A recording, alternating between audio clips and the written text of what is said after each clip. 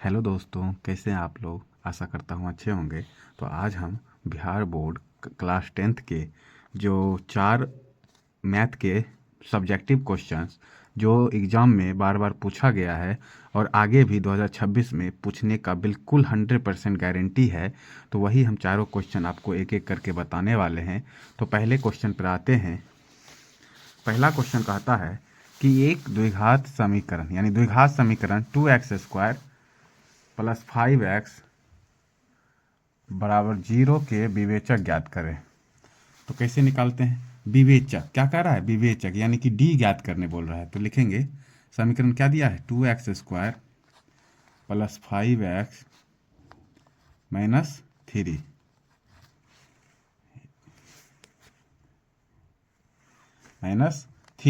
बराबर 0। अब इसमें a बराबर क्या हो जाएगा? a बराबर हमारा दिया है 2, b बराबर है x का गुना यानी 5 यानी b बराबर 5 और c बराबर है -3 तो -3। अब क्या निकालना है? विवेचक निकालना है। तो लिखेंगे विवेचक यानी कि d बराबर क्या होता है, b² माइनस 4ac। यानी कि b कितना है हमारा 5 है, तो 5 का स्क्वायर माइनस 4 गुने ए कितना है 2 दिया है, 2 गुने c कितना दिया है -3 तो -3 बराबर 5 का स्क्वायर बचे 25 माइनस 4 दूना 8, 8 3 24 तो -24। अब माइनस माइनस क्या होता है प्लस, तो 25 और माइनस माइनस प्लस तो यानी +24। अब 25 24 तो हमारा हो जाएगा 5 4 9 2 2 4 यानी 49। तो विवेचक यानी डी बराबर क्या निकल गया हमारा 49 आंसर। तो पहला क्वेश्चन ये हो गया। फिर दूसरा क्वेश्चन आपको बताते हैं। फिर अब दूसरा क्वेश्चन देखिए, कहता है कि उस त्रिभुज का क्षेत्रफल ज्ञात करें जिसके शीर्षों के निर्देशांक दिए। ठीक, तो हम एक त्रिभुज पहले बना लेंगे। ठीक है, इसको हम ले लेते हैं ए बी सी। तो ये हमारा 1 - 2 निर्देशांक क्या दिया, 1 - 2 -3 को 4 और 5 - 6 ये दिया है। तो यानी x1 ये हो गया 1, ये हो गया y1, ये हमारा हो गया x2, ये हो गया y2, ये x3 और ये हो गया y3। तो त्रिभुज का क्षेत्रफल निकालना है। तो त्रिभुज ए बी सी का क्षेत्रफल बराबर क्या होता है, 1/2 x1 y2 - y3 plus x2 y3 - y1 plus x3 y1 - y2। ये होता है हमारा त्रिभुज का क्षेत्रफल और यही फॉर्मूला लगा के हम इसका क्षेत्रफल निकालेंगे। तो यानी कि 1/2 और जो दिया है उसका मान सिर्फ डालते जाएंगे। x1 1 है तो 1 × y2 - y3, y2 हमारा 4 है तो 4 और y3 जो 4 माइनस y3 हमारा कितना -6 तो -6। फिर प्लस यहाँ देखेंगे x2 है तो x2 हमारा कितना दिया है -3 तो -3। फिर y3 - y1 तो y3 -6 है तो -6 माइनस y1 कितना है तो y1 -2 तो -2। फिर प्लस x3 हमारा कितना है 5 तो 5 तो y1 - y2 y1 -2 तो -2 और माइनस यहाँ है ना y1 और -y2 तो y2 कितना दिया है 4 है तो 4। अब देखो इसको हल करते हैं तो 1/2 1 है ना 1 और यहाँ देखेंगे माइनस माइनस प्लस तो 6 और 4 कितना 10 को 1 से मल्टीप्लाई करेंगे तो 10 से होगा। फिर प्लस माइनस माइनस और यहाँ देखेंगे -6 यहाँ फिर माइनस माइनस प्लस और माइनस प्लस माइनस हो जाएगा, 6 में से 2 गया 4 बचा तो -4 और -4 तो यहाँ -3 से गुना होगा तो माइनस माइनस प्लस हो जाएगा ना। तो यानी कि 4 × 3 = 12 तो +12। फिर यहाँ देखेंगे प्लस है तो प्लस, ओ सॉरी माइनस माइनस क्या होता है, प्लस होता है, माइनस माइनस प्लस, तो 2 और 4 6, तो -6 हो जाएगा, 6 पचे 30, तो यानी -30, तो यहाँ लिखेंगे -30। इसको हल कर दिए। अब 1/2 10 और प्लस 12 तो कितना हो जाएगा 22 -30, तो 1/2 गुने 22 में से 30 गया तो -8 हो गया ना। अब -8 लिखते हैं, नहीं इसका प्लस हो जाता है, यानी 1/2 गुने 8, 2 चौके 8, तो यानी कितना हो गया हमारा 4 आ गया आंसर। त्रिभुज का जो क्षेत्रफल निकल गया 4 निकल गया। फिर अब दूसरा क्वेश्चन, दूसरा भी हो गया, अब तीसरा क्वेश्चन पर आते, फिर तीसरा क्वेश्चन पर आते हैं। तीसरा क्वेश्चन कहता है कि यदि सेक 2a बराबर कॉसेक a माइनस 42 डिग्री, जहां 2a एक न्यून कोण है, तब a का मान ज्ञात करना है। जब भी ऐसा क्वेश्चन पूछे, और ये तो क्वेश्चन पूछा ही जाता है, बहुत इंपॉर्टेंट है, त्रिकोणमिति का है, तो लिखेंगे हल दिया है, तो क्या दिया है हमारा, दिया है सेक 2a बराबर, यानी सेक 2a बराबर कॉसेक a माइनस 42 डिग्री। फिर कहता है 2a एक न्यून कोण है। अब देखिए सेक 2a बराबर कॉसेक a माइनस 42 डिग्री, और हम जानते हैं सेक 2a फॉर्मूला क्या होगा, तो सेक 2a बराबर क्या होता है, cosec 90 minus theta, cosec 90 minus theta बराबर क्या होता है, सेक थीटा। ये फॉर्मूला होता है कॉसेक 90 माइनस थीटा बराबर sec theta.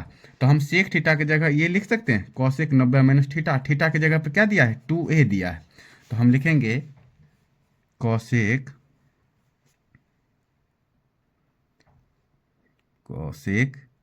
90 degree minus 90 degree minus कितना माइनस करेंगे 2a, क्यों, कॉसेक 90 माइनस थीटा बराबर सेक थीटा, कोई दिक्कत नहीं।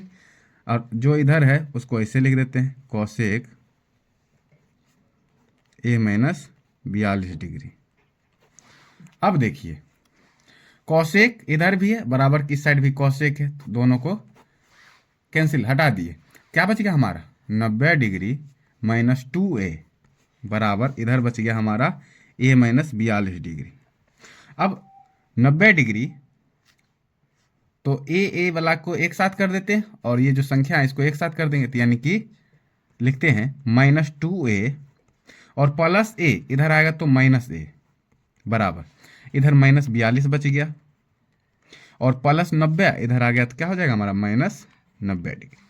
तो माइनस और माइनस क्या होता है प्लस, तो -3a, 2a एक a जुट गया तो 3a, माइनस का चिन्ह इसलिए क्योंकि -2a है बराबर, और यहाँ भी माइनस माइनस प्लस, तो 2 जीरो को जोड़े तो 0, सॉरी 2 जीरो को जोड़े तो 2, और 9 और 4 13, 132 आ गया। प्लस में आएगा कि माइनस में, तो माइनस में, क्यों, क्योंकि -90 है, बड़ा है 90 इसलिए माइनस का चिन्ह है, तो इसलिए -90।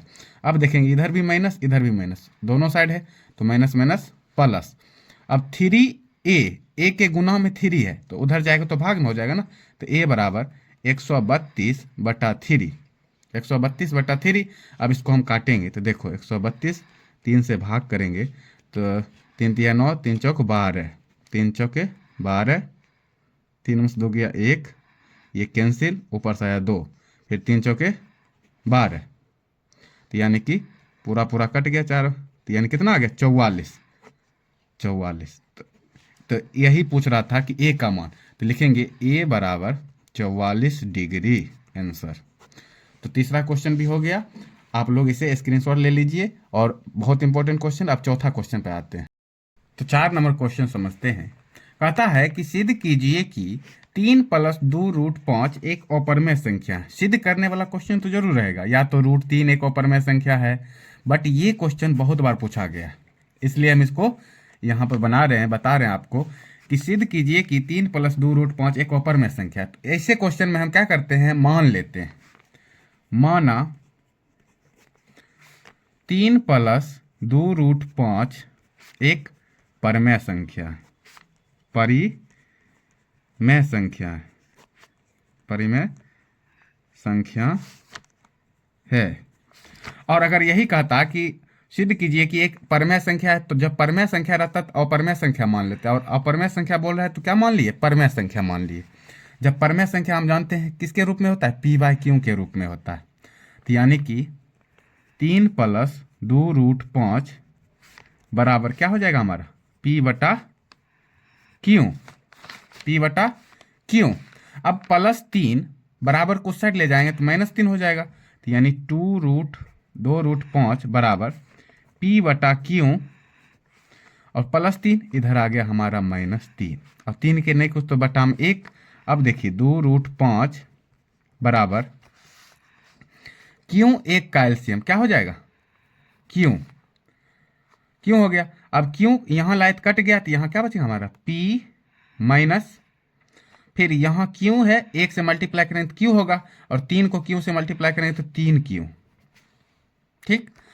अब देखो √5 के 2 गुणाम है, तो जब गुणाम में कोई संख्या रहता है बराबर को साइड ले जाते हैं तो बटा में आ जाता है, भाग में। तो यानी कि √5 बराबर p - 3q और बटा, तो यानी क्यों और 2 गुणाम है तो बटा में आ गया 5 बटा 5, बटा में 5 आ गया। अब इसको लिखेंगे √5 बराबर p - 3q और बटे 5q को मल्टीप्लाई करेंगे तो 5q। अब देखेंगे बराबर की साइड क्या है? √5 है, और √5 जब रूट में कोई संख्या रहता है तो वो अपरिमेय संख्या होता है। इस साइड देखेंगे रूट में है नहीं है, चाहे पाई में है नहीं है, तो यानी ये अपरिमेय संख्या है। p - 3q बटे 5q ये क्या है? परिमेय संख्या हो गया, और ये एक अपरिमेय संख्या। तो हम जानते हैं कि अपरिमेय संख्या बराबर परिमेय संख्या नहीं होता है, तो लिखेंगे ये अपरिमेय संख्या, या हम लिख देंगे √5 एक अपरिमेय संख्या है, अपरिमेय संख्या है, और p - 3q बटे 5q एक परिमेय संख्या, परिमेय संख्या। इसलिए यह हमारे मान का विरोध करता है, विरोध करता है कि 3 + 2√5 एक अपरिमेय संख्या है,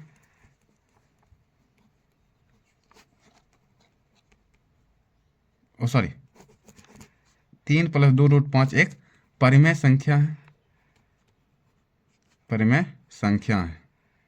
हम माने थे ना, तो यानी कि हमारे मान का ये विरोध करता है, परिमेय संख्या है। अतः लिखेंगे अतः 3 + 2√5 एक अपरिमेय संख्या है, अपरिमेय संख्या है। ऐसे बनाएंगे। यानी अब क्यों अपरिमेय संख्या हुआ? क्योंकि अपरिमेय संख्या बराबर परिमेय संख्या नहीं होता। अगर यही रहता अपरिमेय संख्या बराबर अपरिमेय संख्या, तब ये क्या हो जाता हमारा? अपरिमेय संख्या। लेकिन ये क्या है? अपरिमेय संख्या बराबर परिमेय है, तो ये हमारा परिमेय संख्या होगा? नहीं होगा, मान का विरोध कर रहा है, तो ये हो गया अपरिमेय संख्या। तो इसी तरह के क्वेश्चन आप देखने के लिए हमारा जो YouTube चैनल है उसको सब्सक्राइब कीजिए, और एक ऐसे क्वेश्चन इंपॉर्टेंट हम आपको लाते रहेंगे। एग्ज़ाम नज़दीक है, बहुत ज़्यादा रिवीजन कीजिए। धन्यवाद।